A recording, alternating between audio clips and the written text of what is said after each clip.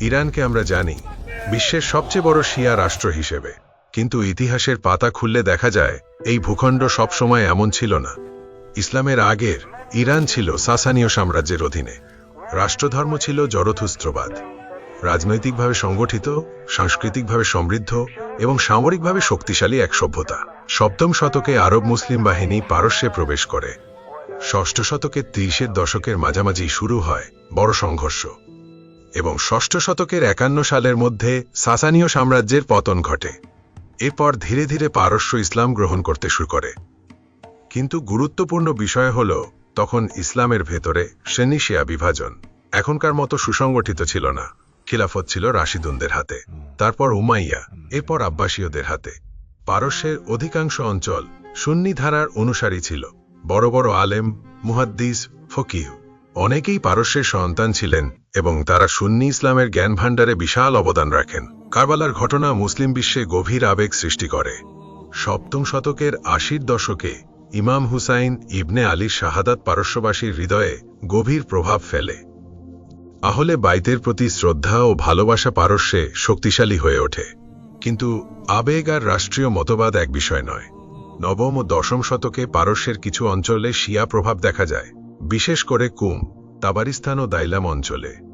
কিছু স্থানীয় শাসক শিয়া মতবাদ গ্রহণ করেন, কিন্তু পুরো ইরান তখনও সুন্নি সংখ্যাগরিষ্ঠ। 15 শতকের শেষ দিকে পারস্যে এক সুফাই তরিকা শক্তিশালী হতে থাকে। এই তরিকার নাম ছিল সাফাভিয়া। প্রথমে এটি ছিল আধ্যাত্মিক আন্দোলন, পরে তা সামরিক শক্তিতে রূপ নেয়। 15 শতকের শেষ ভাগ ও 16 শতকের শুরুর দিকে শাহ ইসমাইল তাবরিজ দখল করেন এবং নিজেকে শাহ ঘোষণা করেন। তিনি প্রতিষ্ঠা করেন সাফাভিদ ডাইনাস্টি এবং ঘোষণা করেন ইরানের রাষ্ট্রধর্ম হবে দ্বাদশী শিয়া ইসলাম। এই সিদ্ধান্ত ছিল ঐতিহাসিক মোড়, কারণ তখন ইরানের অধিকাংশ মানুষ সুন্নি ছিলেন। এই ঘোষণার পেছনে ছিল রাজনৈতিক হিসাব। সেই সময় পশ্চিমে শক্তিশালী সুন্নি সাম্রাজ্য ছিল অটোমান এম্পায়ার। অটোমানরা নিজেদের মুসলিম বিশ্বের খলিফা দাবি করত। যদি ইরানও সুন্নি থাকত, তবে ধর্মীয়ভাবে পার্থক্য কম থাকত। শাহ ইসমাইল একটি স্বতন্ত্র পরিচয় করতে চেয়েছিলেন। শিয়া মতবাদ সেই পরিচয় দিল, কিন্তু ঘোষণা দিয়েই সব শেষ হয়নি। বাস্তবায়ন শুরু হলো কঠোরভাবে।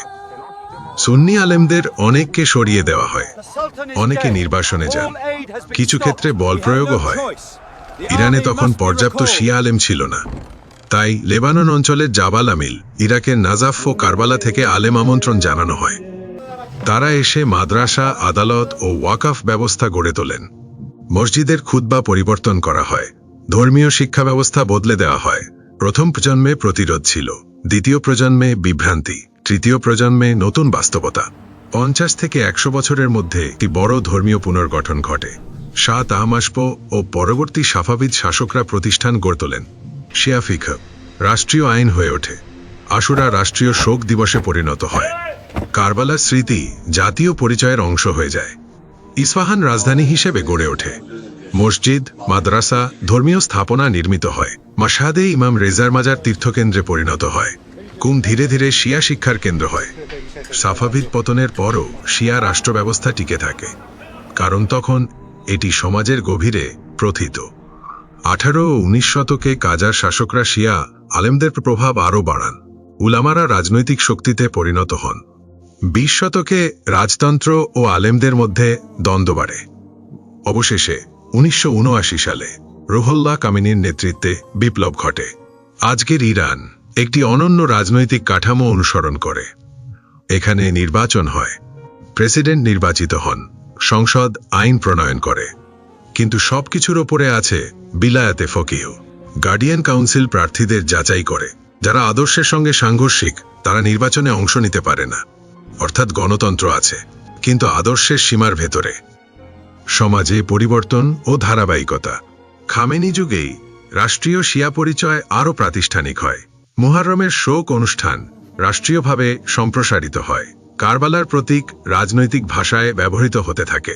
শহীদ সংস্কৃতি, বিশেষ করে ইরান ইরাক যুদ্ধের স্মৃতি, জাতীয় ঐক্যের অংশ হয়ে যায়। শিক্ষা ব্যবস্থায় বিপ্লবের ইতিহাস বাধ্যতামূলক।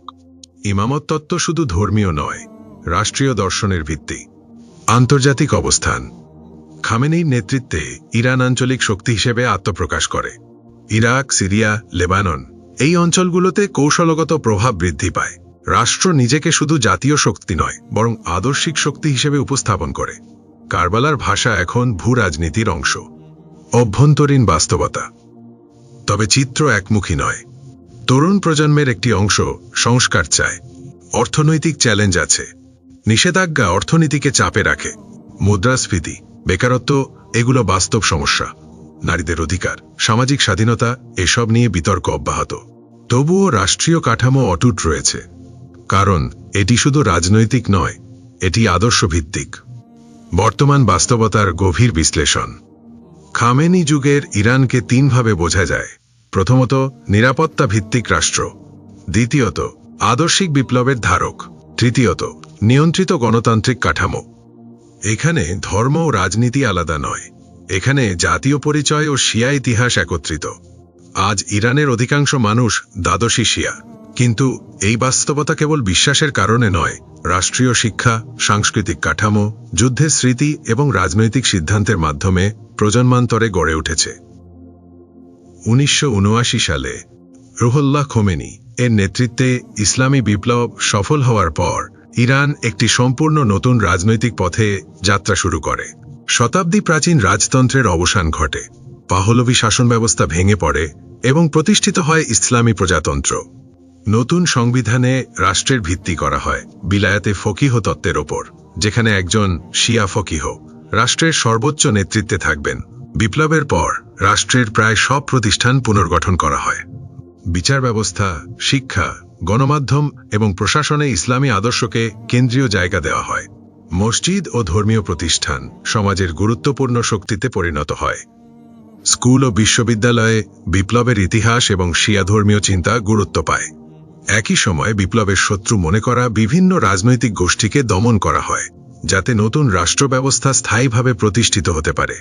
এরপর শুরু হয় দীর্ঘ ইরাক ওয়ার, যা ইরানের সমাজকে গভীরভাবে প্রভাবিত করে এবং বিপ্লবী সরকারের অবস্থান আরও শক্ত করে। এই সময় থেকে ইরান ধীরে ধীরে একটি শিয়া আদর্শ ভিত্তিক রাষ্ট্রের রূপ নেয়, যেখানে ধর্ম, রাজনীতি এবং জাতীয় পরিচয় একসাথে মিশে যায়। 1989 সাল ইসলামী বিপ্লবের স্থপতি রুহুল্লাহ খোমেনির ইন্তেকালের পর বিশেষজ্ঞ পরিষদ জরুরি বৈঠক করে। ইরানের ক্ষমতা গ্রহণ করে ধর্মীয় নেতা আলী খোমেনি। তিনি ক্ষমতা গ্রহণের পর ইরান একটি অনন্য রাজনৈতিক কাঠামো অনুসরণ করে। ইরানের ইতিহাস দেখলে একটি বিষয় স্পষ্ট হয়ে যায়। এই রাষ্ট্র শুধু রাজনীতি দিয়ে গড়ে ওঠেনি, এটি গড়ে উঠেছে বিপ্লব, বিশ্বাস এবং আদর্শের সমন্বয়। রুহুল্লাহ খোমেনি একটি বিপ্লবের মাধ্যমে যে রাষ্ট্র ব্যবস্থা প্রতিষ্ঠা করেছিলেন, তা পরে শক্তভাবে ধরে রাখেন আলী খোমেনি। দশকের পর দশক ধরে এই নেতৃত্ব ইরানকে একটি বিশেষ পথে পরিচালিত করেছে, যেখানে ধর্ম, রাজনীতি এবং জাতীয় পরিচয় একে অপরের সাথে গভীরভাবে জড়িত। কিন্তু ইতিহাসের নিয়ম হল, কোনো নেতৃত্ব চিরস্থায়ী নয়। একদিন খোমেনির যুগও শেষ হবে। শেষ পর্যন্ত তাই হল। এখন প্রশ্ন হল, ইরানের ভবিষ্যৎ কোন পথে যাবে? নতুন কোনো সুপ্রিম লিডার কি একই পথ অনুসরণ করবেন, নাকি ইরান আবার নতুন এক অধ্যায়ে প্রবেশ করবে? এই প্রশ্নের উত্তর এখনো ভবিষ্যতের কাছে লুকানো। কিন্তু একটি বিষয় নিশ্চিত, ইরানের গল্প এখনো শেষ হয়নি, বরং ইতিহাসের নতুন অধ্যায় লেখা হওয়ার অপেক্ষায় আছে।